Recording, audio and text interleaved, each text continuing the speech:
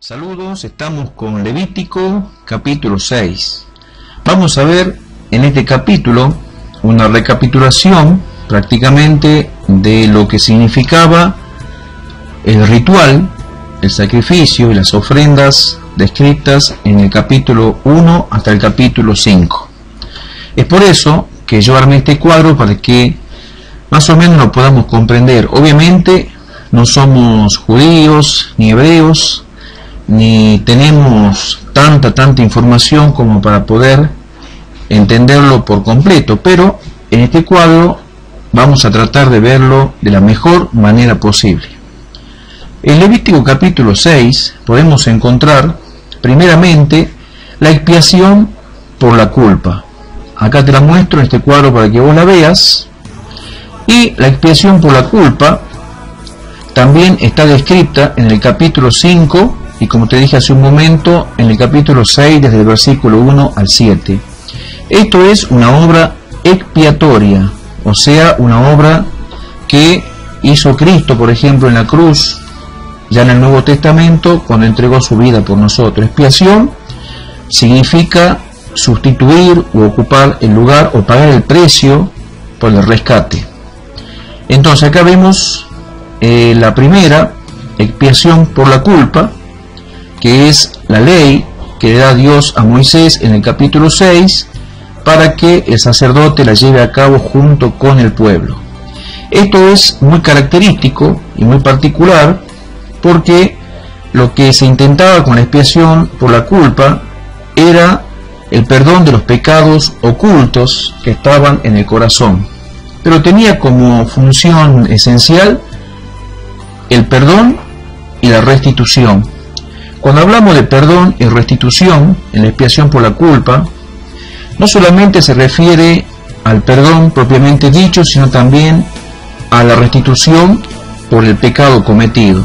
Cuando una persona, a través de un acto de negligencia o a través de un pecado, termina perjudicando a otra persona, debe restituir el daño provocado.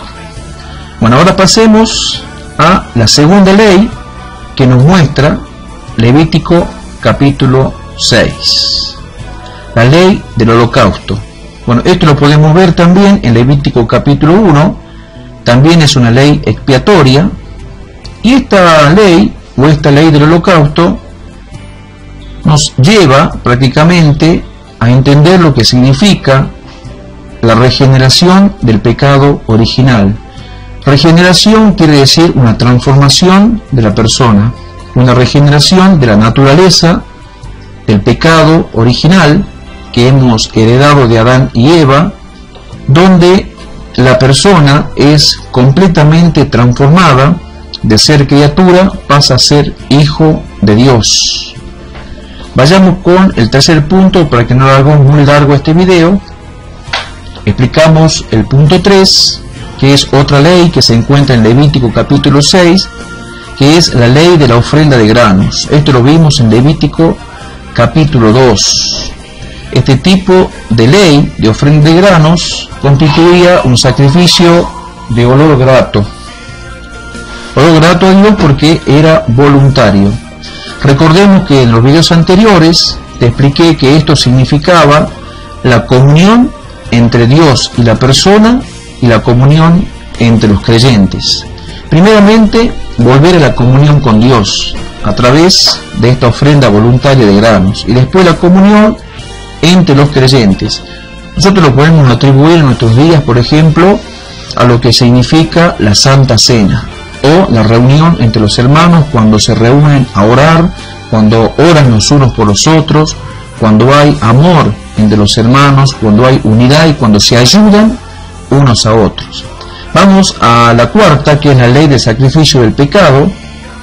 Vamos a ver que esto es muy importante, ya que esta ley de sacrificio del pecado tiene que ver con una ofrenda por nuestra naturaleza humana y tenía como función principal el perdón de nuestros pecados. Esta obra es expiatoria, puede ser hecha por el mismo sacerdote, puede ser hecha por el pueblo o para el pueblo, puede ser hecha por un líder o por una persona en particular. Esto también es muy particular en todo sentido, porque bueno, obviamente se parece a la primera que vimos al principio, pero recordad que la primera ley o expiación por la culpa tenía como función la restitución. En cambio, la última simplemente tiene como función el perdón de los pecados. Esto es importante que lo podamos entender y lo podamos comprender. Y acá más abajo podés ver una pequeña explicación de lo que te dije arriba. Yo creo que no hace falta de que te lo explique más. Esto ya más o menos quedó comprendido y entendido, que todo apunta a lo que Cristo hizo en la cruz. Acá te lo he puesto un poco más detallado.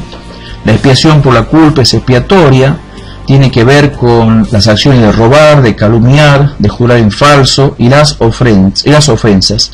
El propósito era la restitución o reparación del daño. La ley del holocausto era expiatoria, tenía que ver con la regeneración. El fuego jamás se apagaba. Esto te lo dije, que el fuego significa el poder purificador de Dios, que purifica nuestras vidas en todo sentido. El sacerdote se vestía de lino. Esto tiene que ver también con la santidad en nuestras vidas. Y las cenizas eran separadas del altar, lo que significaba que todo en el creyente debe ser hecho nuevo. Después entramos con la ley de la ofrenda de granos, que también era de olor grato y significaba la comunión entre los creyentes y la comunión con Dios. La flor de harina significa el cuerpo de Cristo o el cuerpo del creyente que se entrega voluntariamente a Dios en sacrificio vivo todos los días. El aceite es la unción de nuestro cuerpo, la unción que debe tener el Espíritu Santo en nuestro corazón. El incienso representa las oraciones, obviamente las oraciones que elevamos a Dios todos los días.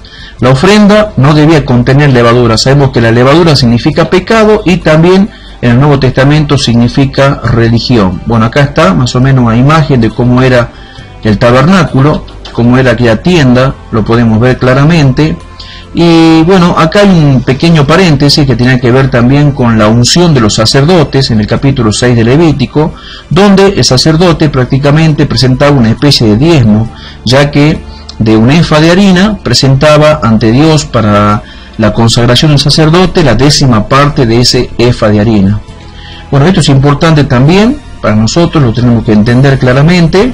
Se podía fritar al fuego este tipo de ofrenda por la consagración del sacerdote, se hacía una a la mañana y una a la tarde.